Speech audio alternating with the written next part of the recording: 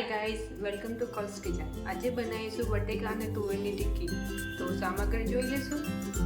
બાફેલી તુવેર, 2 મીડિયમ સાઇઝના બાફેલા બટેકા, 1 ચમચી ચણાનો લોટ, પૌવાનો ભૂકો, લસણ અને લીલા મરચાંની પેસ્ટ, લીલા ધાણા, પેરી પેરી મસાલો, લાલ મરચું પાવડર, મીઠું, હળદર પાવડર.